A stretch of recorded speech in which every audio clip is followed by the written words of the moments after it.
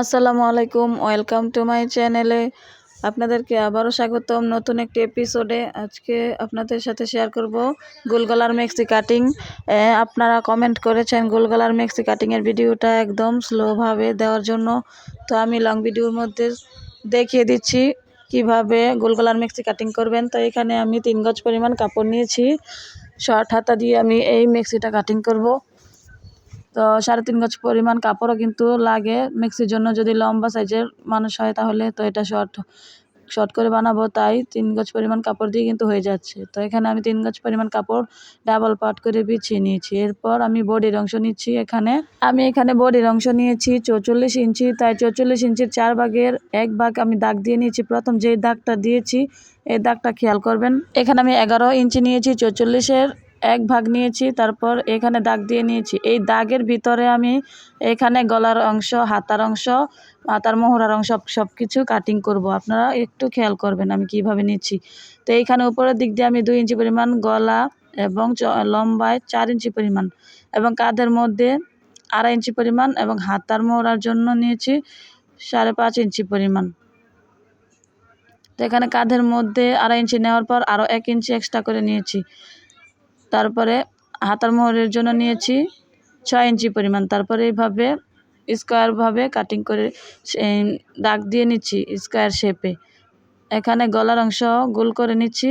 গলার মধ্যে যে গোল একটা পট্টির অংশ থাকে ডাবল পাটের, সেই অংশটা কিন্তু এখান থেকেই হবে। প্রথমে যে অংশটা গলার জন্য আমি দাগ দিয়েছি এই অংশটা থেকে আমি গলার অংশ যতটুকু রাউন্ড হবে পুরোটাই আমি দাগ দিয়ে নিয়েছি। এখন আপনারা দেখুন আমি কিভাবে এই দাগ অনুযায়ী কাটিং করে নিচ্ছি। তো দেখুন এইখানে আমি যেই গলার অংশটা দাগ দিয়ে নিয়েছি এটা হচ্ছে 8 ইঞ্চি পরিমাণ লম্বা, উপর থেকে 8 ইঞ্চি পরিমাণ লম্বা। তো এখানে কিন্তু আমি হাতার অংশটাও কাটিং করে নিচ্ছি। তো গলার মধ্যে থেকে যে কাপড়টা বের হয়েছে এর মধ্যে থেকেই পট্টির কাপড়টা আমি ডাবল পাট করে কেটে নিব। তো এখানে দেখুন আমি গলার অংশটা কিন্তু দাগ দিয়ে নিয়েছিলাম। এখানে 4 পরত করে 8 পরত কাপড়, গলার 2 পাশে 4 পরত, আর পিছন পাটে 2 পরত, সামনের পাটে 2 পরত, 4 পরত। এইভাবে করে আমি ডাবল পাট করে কাটিং করে নিচ্ছি। এইখান থেকে এই গলার মাপ অনুযায়ী আমি দাগ দিয়েছিলাম, ওই দাগ অনুযায়ী আমি এখানে গলার অংশটা কাটিং করেছি। তো এইখানে চওড়া হচ্ছে 2.5 ইঞ্চি পরিমাণ এবং গলার লম্বা হচ্ছে 4 ইঞ্চি এবং পুরোটা আর লম্বা হচ্ছে 8 ইঞ্চি,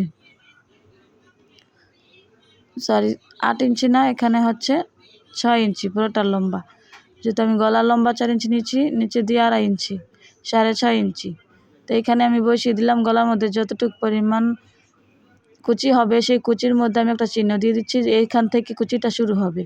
গলার মধ্যেও কুচি দিয়ে দিয়েছি, কুচির অংশের মধ্যে চিহ্ন দিয়েছি এবং নিচেরটার মধ্যেও চিহ্ন দিয়েছি। তো এখন কিন্তু আমার এই মেক্সিটা কাটিং করা হয়ে গেছে। তো আশা করি আপনারা বুঝতে পারছেন কীভাবে আমি মেক্সিটা কাটিং করেছি, গোল গলার মেক্সি। তারপরে এখানে শুধু কুচি দিয়ে কিন্তু মেক্সিটাকে সেলাই করা হবে। তো এই গলার মধ্যে বসানোর পরে যেই বেশি কাপড়টা থাকবে ওইটা শুধু কুচি হবে।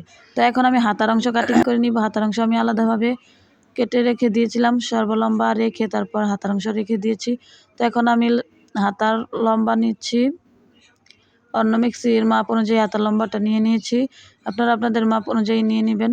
তো এইভাবে নিয়ে তারপর হাতার শেপটা কাটিং করে নিচ্ছি। তারপরে এখান থেকে নিচে একটু পট্টি লাগবে, তাই পট্টির অংশটাও আমি এভাবে কাটিং করে হাতাটা মাপ অনুযায়ী করে নিচ্ছি। পট্টি দিয়ে আমি হাতা কাটিং করে নিলাম। হাতা কাটিং করে নেওয়ার পর কিন্তু আমার মেক্সিটা সম্পূর্ণ কাটিং করা হয়ে গেছে। তো এমন আরও নিত্য নতুন ভিডিও পেতে হলে আমার চ্যানেলটি অবশ্যই সাবস্ক্রাইব করে পাশে থাকবেন, সাথে থাকা বেল আইকনটি বাজিয়ে দিবেন। কারণে আপনি সবার আগে ভিডিওটা পেয়ে যাবেন। তো এখানে কলি দিয়ে আমি হাতার অংশটা কাটিং করে নিচ্ছি। দেখুন কিভাবে কাটিং করছি। এদিকে একটি জয়েন্ট ছিল, ওই জয়েন্টটা আমি খুলে নিচ্ছি। এদিকে পট্টির অংশটা বসিয়ে দিচ্ছি। তো হালকা একটু কেটে সমান করে নিচ্ছি। এরপর হাতার মাঝখানে একটা চিহ্ন দিয়ে দিব, যাতে করে সেলাইয়ের সময় অসুবিধা না হয়। তো এখানে চিহ্নটা দিয়ে দিলাম। এরপর আমি ভাঁজ করে রেখে দিলাম। তো আজকে এই পর্যন্তই। আবার দেখা হবে নতুন কোনো এপিসোডে, আপনাদের সাথে চলে আসবো।